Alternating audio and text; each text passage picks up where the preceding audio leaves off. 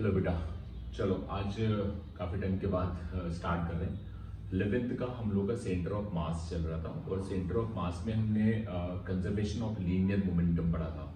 याद है मैंने कहा था कि नेट फोर्स जीरो होते हैं अगर किसी भी सिस्टम के ऊपर तो उसका लीनियर मोमेंटम कंजर्व रहता है। ये बात हम लोग कर चुके हैं। उसमें भी हमने 3 पार्ट में डील किया था। अगर आपको याद हो तो हमने बोला था कि अगर x के डायरेक्शन में नेट फोर्स जीरो है तो x के डायरेक्शन में लीनियर मोमेंटम कंजर्व कर सकते हैं। या तो उसमें बहुत सारे क्वेश्चंस किए थे, किसी ब्लॉक के ऊपर कोई रॉड स्लिप कर रही है या कोई मैन चल रहा है, ये सब बातें हमने कर ली थी, है ना।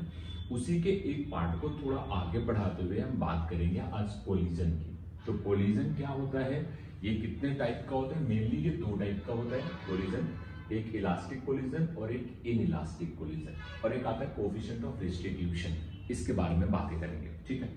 सबसे पहले कोलिजन का मतलब समझ लो। कोलिजन से नाम से ही समझ में आता है कि 2 चीजों का आपस में टकराना, 2 या 3 चीजें आपस में टकरा जाएं। तो टकराना कितने टाइप का पॉसिबल हो सकता है ना। अभी तक तो हम लोग यही मानते थे कि भाई टकराना मतलब बस 2 लोग टकरा गए, लेकिन टकराने पे भी इसको डिफाइन किया गया है कि किस तरह से कोलिजन्स होते हैं, क्या चीजें होती हैं, उनके बारे में हम जानेंगे। मोस्ट ऑफ द टाइम पे इसमें हम लोग 2 बॉल को टकराना या 2 बॉल का कोलिजन करना, इस पे ही मेन कंसंट्रेट करेंगे। बट एक बात समझ लो, टकराने का सेंस आप ऐसे समझना, जैसे एक ग्राउंड से भी कोई बॉल टकराती है। जैसे तुम कोई भी एक प्लास्टिक की बॉल ले लो और उसको ऐसे छोड़ दो, तो यहाँ जब छोड़ोगे तो ग्राउंड पे जाएगी तो कुछ हाइट तक ऊपर आती है। या कोई रबर की बॉल ले लो, उसको छोड़ दो तो वो थोड़ा और ऊपर आती है ना।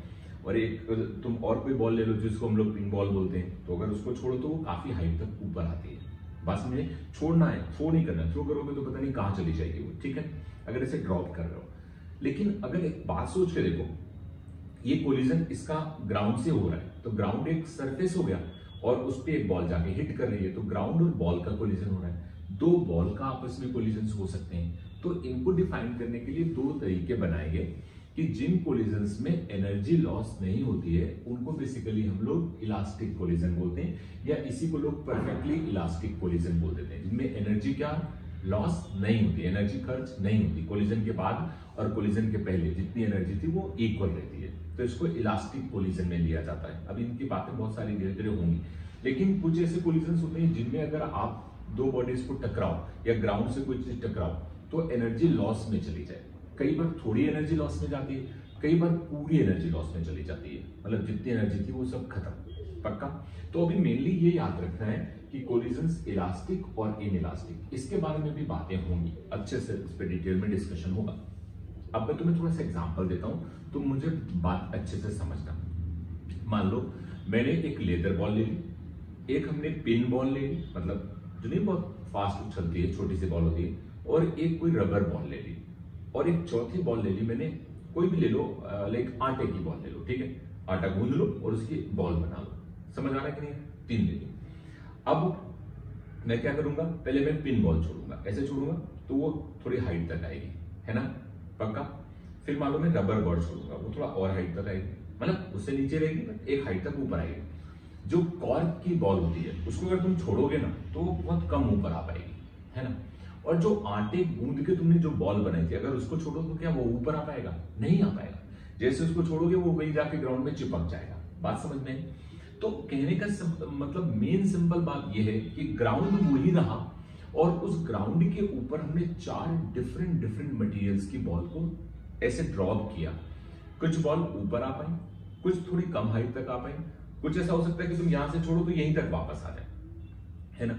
और कुछ थ्रो नहीं करना है, तुम कहोगे सर थ्रो कर दो तो पता लगा यहां से ऊपर चली जाएंगे, वो नहीं करना है, जस्ट ड्रॉप कर दो। तो आटे वाली बॉल बिल्कुल सरफेस से उठ नहीं पाई।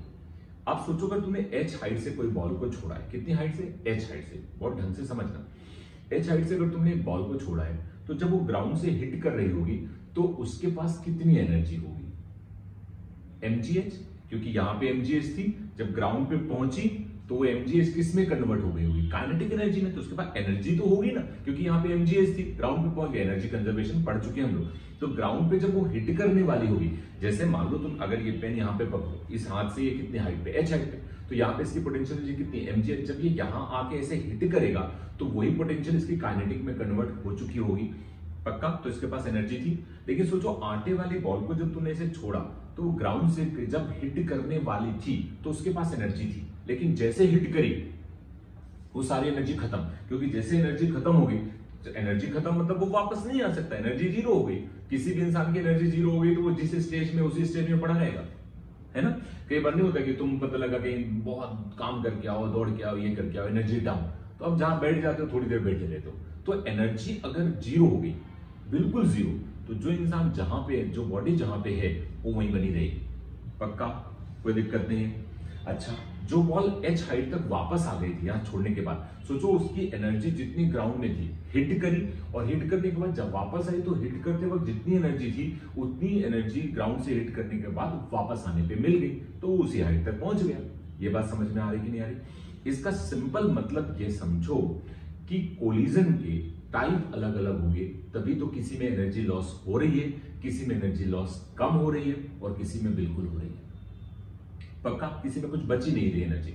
इसका उल्टा सोचो, मैं कह रहा हूं तुम ये मत समझना कि ग्राउंड और आटे की बात हो रही। मान लो तुम रबर बॉल ले लो, या बल्कि बहुत अच्छी पिन बॉल ले लो जो बहुत उछलती है, ठीक है, और उसको रेत के सरफेस पे छोड़ो, स्टक कर जाएगी रेत में। तो इसका मतलब ये नहीं हुआ कि पिन बॉल कहीं पे भी छोड़ोगे तो उसकी एनर्जी वापस मिल जाएगी। यानी इसका मतलब एनर्जी वापस मिलना किस बात पे डिपेंड करता है? दो बॉडीज जो आपस में टकरा रही है ना, उनके सरफेस के बीच में। मेरा पॉइंट तुम्हें समझ में, मैं तुम्हें क्या समझाना चाह रहा था? तुम्हारे दिमाग में ये बात ना आ जाए कि कोलिजन किसी एक बॉडी के टकराने पे डिपेंड करता है, इस पे नहीं होता है। दोनों सरफेसेस होते हैं, उन दोनों सरफेसेस के बीच में जब कोलिजन होता है, तो जब वो दोनों चीजें टकराती हैं, तो इसका कैसा सरफेस है, इसका कैसा सरफेस है, इनमें एनर्जी लॉस होगी कि पूरी वापस मिल जाएगी, ये डिपेंड करेगा इन दोनों के सरफेस पे, जिसको उन्होंने डिफाइन किया है कोफिशिएंट ऑफ रिस्टिट्यूशन, जिसको हम लोग ई बोलते हैं, स्मॉल ई से। ये मैं अभी बात करूंगा, ठीक है ना। फर्स्ट थिंग, अभी तुम्हें केवल इतना याद रखना है कि कोलिजन में हम बात कर रहे हैं इलास्टिक कोलिजन की। अब मैं थोड़ा थोड़ा आगे बढ़ रहा हूं, तुम्हें समझाने की कोशिश करता हूं। तो मुझे बताओ, अगर मैं यहाँ पे एक ऐसा ग्राउंड बना लूं और यहाँ पे मैं दो बॉल रख लूं, मैं छोटी छोटी बातें करूंगा, एक बॉल ये है और दूसरी बॉल यहाँ पे ये है, ठीक है। This is B and this is A. इसकी वेलोसिटी मैंने मान ली v1 है और इसकी वेलोसिटी मैंने मान ली v2 है। इसका मास मैंने मान लिया m1 है और इसका मास मैंने मान लिया m2 है, पक्का। अगर इसको इससे टकराना है तो ये बात गिवन होनी चाहिए कि v1 is must be greater than v2, तभी तो इसे टकरा पाएगी, नहीं तो कभी टकरा ही नहीं सकती है। ये बात सबको समझ में आ रही है, इसमें कोई डाउट नहीं। अच्छा, जब इनका कोलिजन हुआ, मतलब ये दोनों आपस में एक दूसरे के कांटेक्ट में आए और टकरा रहे, बात समझना। जब इनका कोलिजन हुआ, जब ये टकरा रहे होंगे, तो बताओ इनके दोनों के सरफेस कांटेक्ट में आए होंगे, और अगर इन दोनों के सरफेस कांटेक्ट में आएंगे तो इनके बीच में एक नॉर्मल रिएक्शन लगेगा, जिसको हम बना सकते हैं इधर की तरफ n और इधर की तरफ n। ये इस पे जितना नॉर्मल लगा रहा होगा वो इस पे इतना नॉर्मल लगा रहा होगा सरफेस का, पक्का, ओके। अब जब ये नॉर्मल लगा, तुम अगर इसको एक सिस्टम मान लो, यानी ये दोनों बॉडीज को एक सिस्टम मान लो, ठीक है, तो ये एक सिस्टम हुआ, तो जितना नॉर्मल इस पे लगा उतना नॉर्मल इस पे लगा, तो सिस्टम पे लगने वाला हॉरिजॉन्टल डायरेक्शन में नेट फोर्स कितना हो गया? 0। इसका मतलब हॉरिजॉन्टल डायरेक्शन में कोई भी फोर्स नहीं लग रहा है, नीचे लग रहा है mg, वो नॉर्मल बैलेंस कर रहा होगा ग्राउंड वाला, उससे हमें कोई लेना देना नहीं है। यानी जब ऐसे टकरा रहे हैं तो टकराने पे जो नॉर्मल लगा वो सिस्टम के ऊपर 0 हो गया, पक्का। अच्छा, टकराने के ड्यूरेशन में भी तो ये दोनों आगे जा रहे होंगे, मैंने मान लिया वो वेलोसिटी है v, ठीक है। फिर कोलिजन हुआ, और कोलिजन होने के बाद ये दोनों बॉडीज फिर से अलग अलग हो गई और अपने अपने रास्ते जाने लगी। जब ये दोनों बॉडीज अलग अलग हो गई तो मैंने कहा ये वाली बॉडीज जो जा रही है वो v4 से जा रही है, और ये वाली जो बॉडी है ये v3 से जा रही है, और वेलोसिटी इनकी बदल गई। इसको मैं m1 बोल रहा हूँ, इसको m2 बोल रहा हूँ, ये b है और ये a है। अंडरस्टैंड हुआ कि नहीं हुआ? अब थोड़ा और डिटेल में चलते हैं और समझते हैं चीजों को। तुमने अगर डिस्कवरी चैनल देखते हो ना सब लोग, ये तो देखा ही होगा, तुम देखो, अगर तुमने देखा होगा डिस्कवरी में कई बार दिखाते हैं कि अगर कोई इंसान किसी को थप्पड़ मारता है ना और उसके गाल को स्लो मोशन में दिखाया जाए तो उसका गाल जो ना बहुत अच्छे से सेक करता है, तो वो वाइब्रेशंस नजर आते हैं, होते ही नहीं। ऐसे जब कोई रबर बॉल अगर किसी सरफेस से टकरा रही है और उसको अगर तुम स्लो मोशन में देखो तो उसका सरफेस दबता है, दबता चला जाता है, दबता चला जाता है, और फिर अपने आप को रीफॉर्म करता है। अंडरस्टैंड हो रहा है मेरी बात का? तो यहाँ पे जो ये कोलिजन हो रहा होगा ना, सोचो जब दोनों सरफेस आपस में टकराए तो इसका नॉर्मल इस पे, इसका नॉर्मल इसका, तो थोड़ा सा बॉडी तो दबेगी ना, ऐसा तो नहीं हो सकता बिल्कुल ऐसे ही और अलग अलग हो जाए। तो जब ये दोनों बॉडीज दबती हैं तो कुछ इस तरह से नजर आती हैं। अगर ये दबेगी तो कुछ ऐसे दिखाई देगी। तो ये थोड़ा मैंने बड़ा बना दिया, तुम समझना इस चीज को। कुछ ऐसे दब गई, बात समझ में आ रही है? इस तरह से ये थोड़ा ऐसे एक दूसरे में दब गई। अब अच्छा इनके सरफेस चेंज हो गए जब एक दूसरे में दबी, है ना, लेकिन अभी भी ये मूव कर रही है कितने से, v से, क्योंकि दबेगी टकराने के बाद चलती रहेगी ना। तो ऐसे मतलब तुम अच्छा एक बात सोच के देखो, इसका नॉर्मल जब इस पे लगेगा तो इसके सरफेस को दबाएगा तो इसका सरफेस थोड़ा दब जाएगा, लेकिन फिर इसका नॉर्मल इसके ऊपर लगेगा तो इसके सरफेस को दबाएगा पक्का। लेकिन इनके पास वेलोसिटी तो थी ऑलरेडी v1 और v2, तो वो ये भी आगे जाने की कोशिश करेगी और इसके पास वेलोसिटी थी तो ये धक्का मारेगा तो और आगे जाने की कोशिश करेगी। लेकिन नॉर्मल तो लग रहा है तो दबने के साथ साथ ये आगे बढ़ते रहेंगी, तो उसकी वेलोसिटी को मैंने v बोला है पक्का, और थोड़ा सा डिस्ट्रैक्टिव हो जाएगा। अंडरस्टैंड हो रहा है? उसके बाद जैसे इस पे नॉर्मल लग रहा है तो इसको अगर इंडिविजुअल सोचो, इसको इंडिविजुअल सोचो, तो इस पे लगने वाला नॉर्मल इसकी स्पीड को धीरे धीरे बढ़ा रहा होगा, किससे, v2 से। लेकिन इस पे लगने वाला नॉर्मल इसकी स्पीड को धीरे धीरे कम कर रहा होगा, किससे, v1 से। v1 से थोड़ी कम होगी तो इसकी स्पीड थोड़ी कम हो जाएगी और इसकी स्पीड थोड़ी ज्यादा हो जाएगी, तभी ये दोनों बॉडीज बाद में सेपरेट हो गई। पक्का, कोई कंफ्यूजन नहीं है? अंडरस्टैंड कर रहे हो कि नहीं कर रहे हो? तो इस तरह से ये पूरा मोशन एनालाइज हुआ। दो बॉडीज आ रही थी, टकराई, टकराने के बाद वो एक फ्रैक्शन ऑफ टाइम होता है जिसमें ऐसे टकराती है। अब होता क्या है और थोड़ा समझो, हमने एक छोटी सी बात और करी थी, वो ये कहा था हमने कि जब कोई भी सरफेस या कोई भी स्ट्रक्चर में चेंज होता है तो उसके अंदर एक पोटेंशियल एनर्जी आ जाती है जो उसके सरफेस को चेंज कर रहा है। क्योंकि सोच के देखो, अगर ये नॉर्मल यहाँ इसके ऊपर लग रहा है तो इसके ऊपर ये नॉर्मल कोई ना कोई तो वर्क कर रहा होगा ना, तो वर्क करेगा तो इसके अंदर पोटेंशियल एनर्जी आएगी। तो कोई अगर हम सिस्टम को चेंज करते हैं तो बॉल पहले पूरी सर्कुलर थी, लेकिन अब अगर वो टकरा रही है तो वो कुछ इस तरह से हो गई। तो बताओ इस तरह से उनका शेप में चेंज हुआ तो उनके अंदर क्या स्टोर हो गया होगा, पोटेंशियल एनर्जी। और यही पोटेंशियल एनर्जी बाद में फिर से इन दोनों बॉल को मिल गई होगी तो ये फिर से अपने पुराने शेप में आके मूव करने लगेगी पक्का। तो इसको थोड़ी पोटेंशियल एनर्जी मिली तो ये ज्यादा स्पीड से चलने लगी, इसको थोड़ी कम मिली तो ये कम स्पीड से चलने लगी, यानी इसकी एनर्जी का थोड़ा लॉस हुआ होगा तो उसको थोड़ा गेन हुआ होगा। बात समझ में आई? पक्का, डन, कोई दिक्कत नहीं है। दोनों बॉडीज को मैंने अलग अलग डील किया है, अब इनको हम थोड़ा सा समझते हैं। तो मुझे बताओ नॉर्मल किधर लग रहा है, हॉरिजॉन्टल डायरेक्शन में। और अगर हम दो बॉडीज को एक सिस्टम मान लें तो उस सिस्टम के ऊपर लगने वाला हॉरिजॉन्टल डायरेक्शन में नेट फोर्स कितना हो गया, 0। इसका मतलब अगर हॉरिजॉन्टल डायरेक्शन में नेट फोर्स 0 है तो हम पक्का ये बात कह सकते हैं कि मोमेंटम कंजर्व्ड रहेगा। हम किसी समय भी देखें, हम चाहे टकराने से पहले देखें या हम टकराने के बाद देखें या हम ड्यूरिंग कोलिजन देखें। This is the during collision, ये कोलिजन के समय की बात हो रही है, जब कोलिजन हो रहा होता है। और जब कोलिजन हो रहा होता है तो दोनों बॉडीज एक साथ एक ही वेलोसिटी से आगे जाती हैं, क्योंकि अगर दोनों आपस में है ऐसे स्टक कर गए हैं तो अलग अलग वेलोसिटी से थोड़ी ना जा सकती, नहीं तो उनकी स्पीड अलग अलग हो जाएगी पक्का। तो वो एक साथ एक ही वेलोसिटी से मूव कर रही है पक्का। तो हम इसमें सबसे पहले बात करेंगे conservation of linear momentum before collision and after collision पक्का।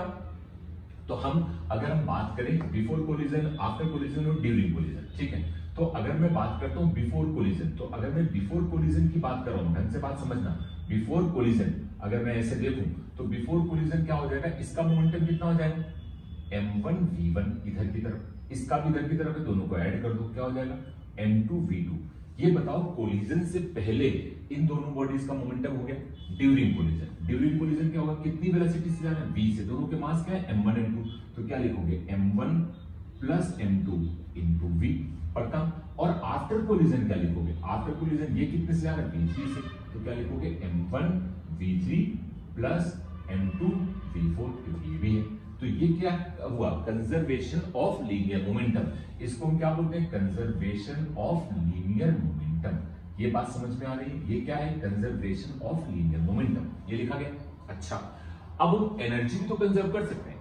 अगर हम एनर्जी देखें तो मुझे बताओ इस समय जो काइनेटिक एनर्जी है इसकी, वो है 1/2 m1 v1 square plus 1/2 m2 v2 square. क्योंकि ये सब ग्राउंड पे ही रहते हैं इसलिए हम पोटेंशियल एनर्जी लिखने का कोई मतलब है नहीं, ये हमने लिख लिया।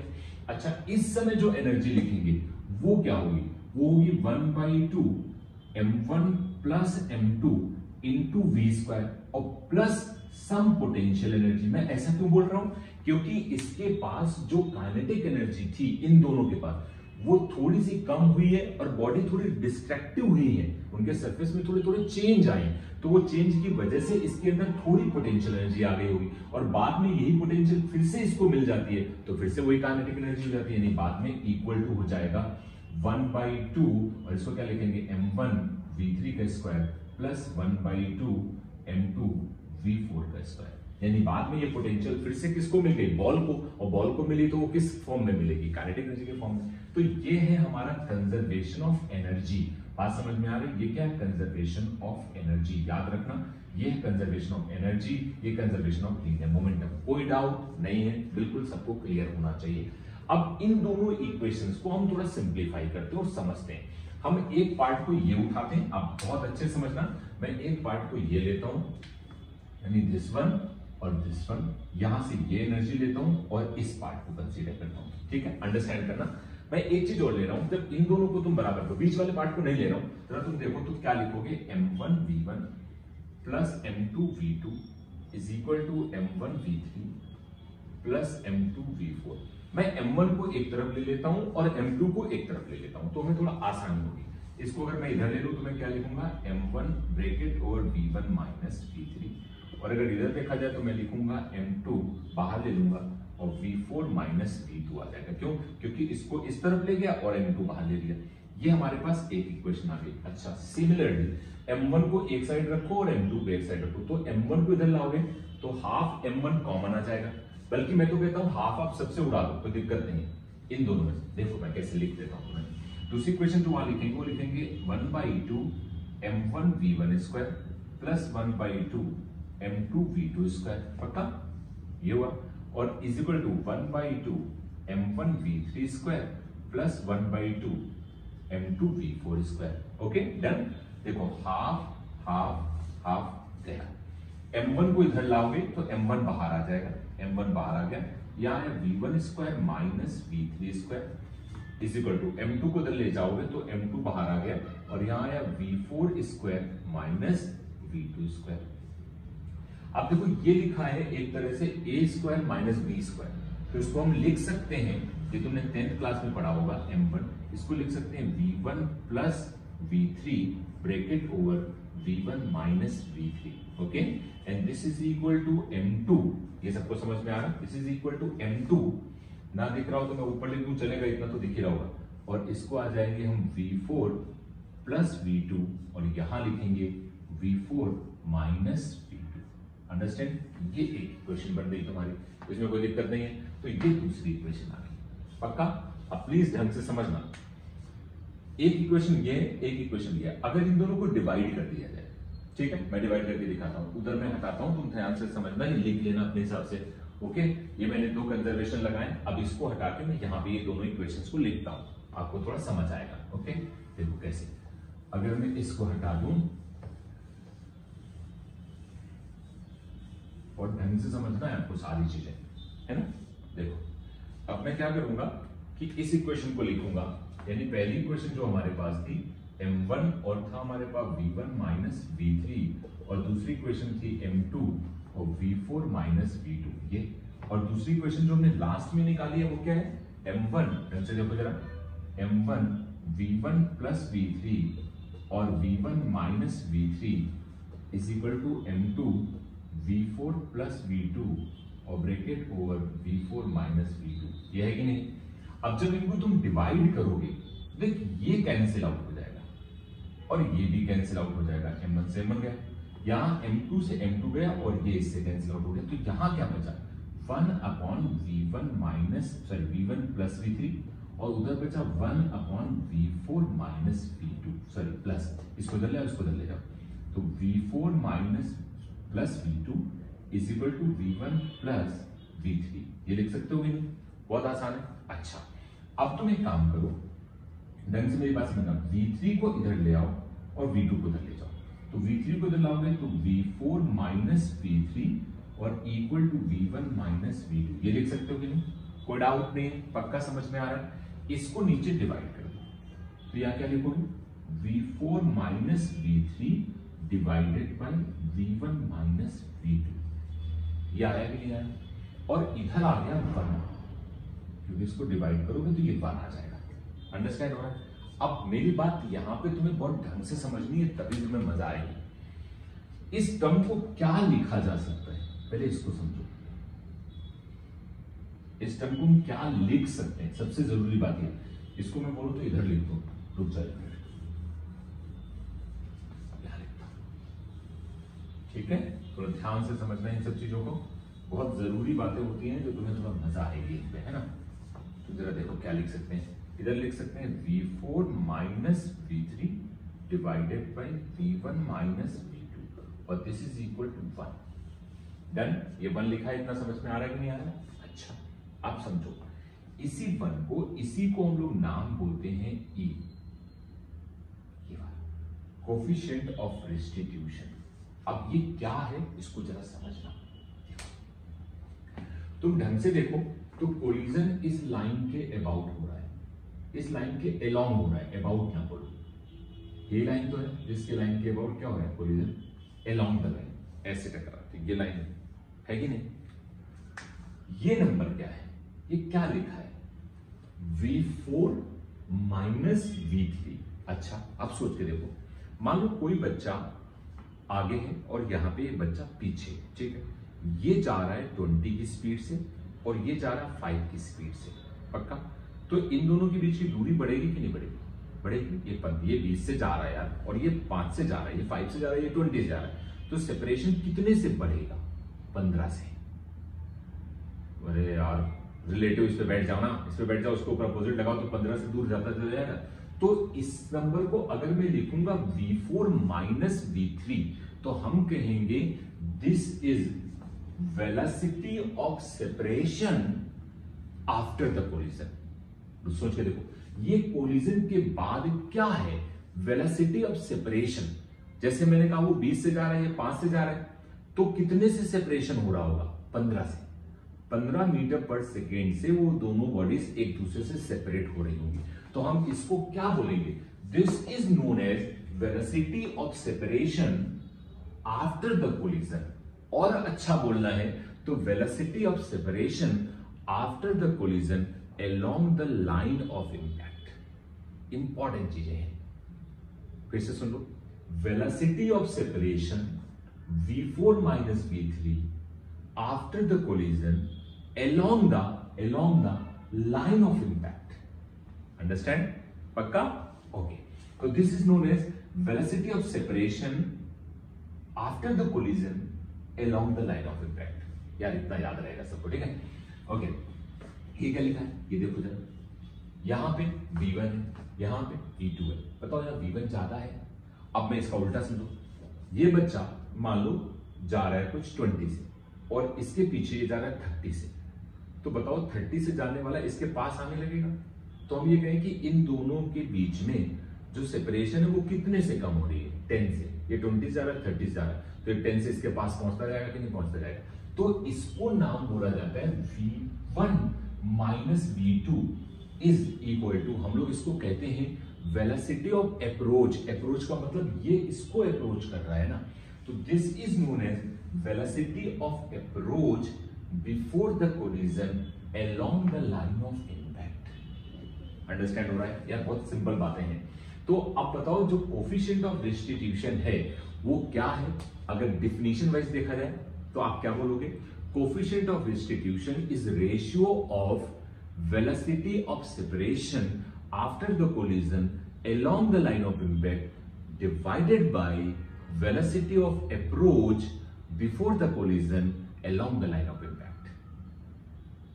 सब ऊपर से गया ना लाइको समझ आ रहा है क्या कर रहे हो? फिर से मैं रिपीट करता हूं। Coefficient of restitution is equal to ratio of velocity of separation after the collision along the line of impact divided by velocity of approach before the collision along the line of impact। Understand हुआ? इतना समझ में आ गया? और देखिए 1 आया, यहां पे जो कैलकुलेशन किया 1 आया, ढंग से समझना। देखिए यहां एनर्जी मैंने कंजर्व कराई थी, यहां पे एनर्जी कंजर्व कराई थी कि नहीं कराई थी?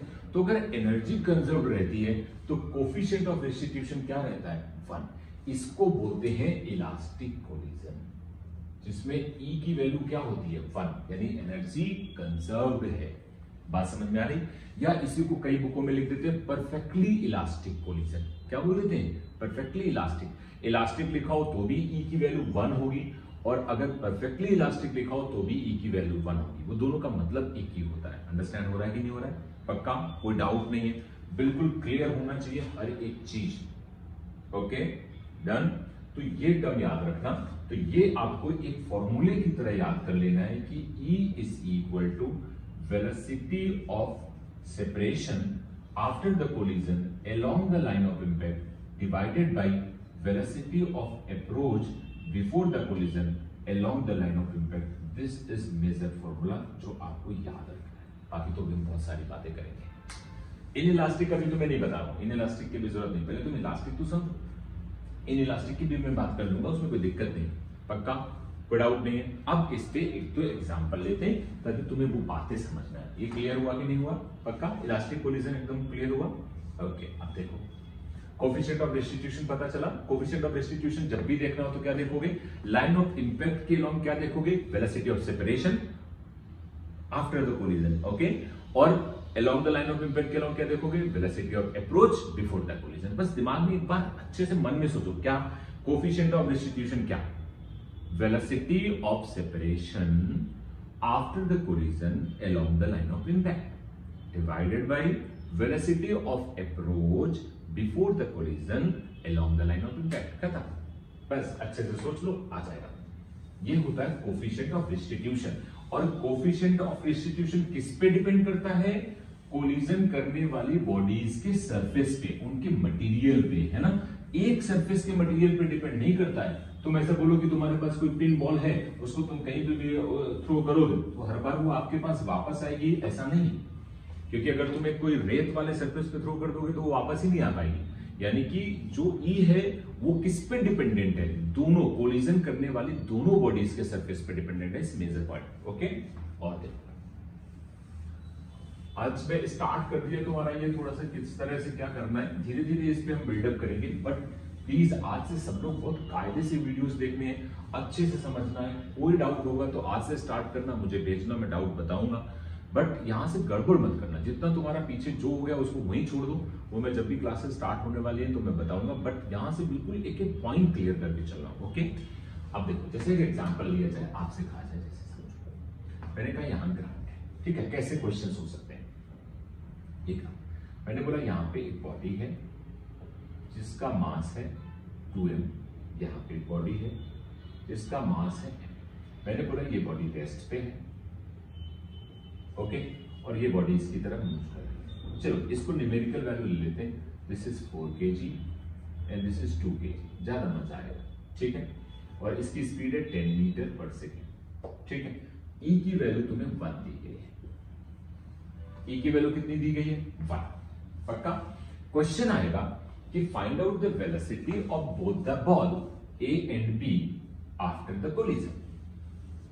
अब तुम्हें यह पता चल गया अगर ई की वैल्यू 1 दी गई है तो इलास्टिक कोलिजन हो रहा होगा। बोलो हो रहा होगा कि नहीं होगा? तो तुम सीधे सीधे क्या मान लोगे? थोड़ा आगे लाइन खींचो और मान लो कि ये वाली बॉल जा रही है V3 से, दिस इज ए, और ये वाली बॉल जा रही है V4 से, और यही दोनों चीजें तुम्हें निकालनी है। अब जरा बताओ ई की वैल्यू क्या थी? Velocity of separation after the collision कितना? V4 minus V3। पक्का? और velocity of approach before the collision, वो after the collision. Before the collision पे बताओ इसके पास कोई वेलोसिटी है? नहीं, इसके पास है क्या? 10। देखो डिवाइडेड बाय 10 माइनस 0। अंडरस्टैंड? यहां ई की वैल्यू तुम्हें दी कितनी है? 1। तो इधर कितना आ जाएगा? 10 is equal to V4 minus V3। एक इक्वेशन आई की नहीं है, कोई भी समस्या नहीं है इसमें। पक्का? अब दूसरी इक्वेशन देखो कैसे। तुम मुझे बताओ लाइन ऑफ इंपैक्ट के अलोंग मोमेंटम कंजर्व रहेगा क्योंकि नॉर्मल इंटरनल फोर्स हो जाएगा अगर हम सिस्टम मान लें तो मोमेंटम कैसे कंजर्व करेंगे? बताओ पहले मोमेंटम, इसका मास कितना? 2, स्पीड कितनी? 10, इसका मास कितना? 4, स्पीड कितनी? 0। बाद में जरा देखो कितना, इसका मास कितना? ए वाली का 2 और स्पीड कितनी? 4, तो 2 इंटू V3। पक्का? इसको हटाता हूं मैं, और प्लस इसका मास कितना? 4 इंटू स्पीड कितनी? V4। अंडरस्टैंड? ये हो गया 0, ये हो गया 20। तो 20 is equal to 2v3 plus 4v4। यहां से 2 कॉमन ले लो, इसे डिवाइड कर दो, तो 10 is equal to v3 plus 2v4। ये दूसरी इक्वेशन है। और अब तुम्हारे पास सब कुछ डेटा अवेलेबल है, मेरे हिसाब से इन दोनों को जोड़ दो, ये दूसरी इक्वेशन है। ऐड करोगे तो कितना हो जाएगा 20, देखो ना यार 2 डिवाइड किया है तो 20 इज इक्वल टू, या v3 प्लस का या माइनस का कैंसिल आउट हो जाएगा, तो कितना बचेगा 3v4। तो v4 कितना आ गया 20/3, और अगर v4 मिल गया तो उसको यहां रख दो, तो देखो कैसे आएगा 10 is equal to 20/3 minus v3, इसको इधर ले आओ, इसको इधर ले जाओ, तो v3 is equal to 20/3 minus 10, तो कितना आ गया, इससे इधर देखो कितना आ जाएगा 30, तो -10/3। अब जरा तुम एक बात समझो, -10/3 क्या इंडिकेट कर रहा है कि ये जो तुमने इधर माना है ना, एक्चुअली में वो इधर जा रहा है। तो बताओ अगर मैं ढंग से सोचूं कहूं तो आफ्टर कोलिजन क्या हो रहा होगा, आफ्टर कोलिजन हो ये रहा होगा कि ये बॉल आगे जा रही होगी 20/3 से, और ये बॉल इधर जा रही होगी 10/3 से, क्योंकि ये हैवी है, टकराएगी तो वापस आता नहीं, कई बार ऐसे फेंक दो तो बॉल टकरा के वापस आ जाता है, वही केस हो रहा होगा। ये फाइनल आंसर है, ये भी बॉल आगे आंसर, कोई दिक्कत नहीं। मेरा पॉइंट तो मैं समझ में आना चाहिए, इज वेरी इंपॉर्टेंट, बहुत क्रूशियल पॉइंट होते हैं, इनको समझना बहुत जरूरी होता है कि इनको किस तरह से डील करना है। पक्का? ओके बेटा। और देखो और हम चीजें कर सकते हैं, तो एक पहले कोलिजन का आपको थोड़ा सा मैंने मतलब समझाया कि भाई कोलिजन किस तरह से डिफाइन किए जा सकते हैं और कैसे कहा जा सकता है। बाकी भी इसमें बहुत सारी चीजें आएंगी, ये तो आपको बस एक छोटा सा एग्जांपल चीजें वो बता रहा हूं कि भैया ऐसे ऐसे पॉसिबिलिटी हो सकती है, बाकी तो भी कितनी सारी चीजें आएंगी इसमें डील करने के लिए।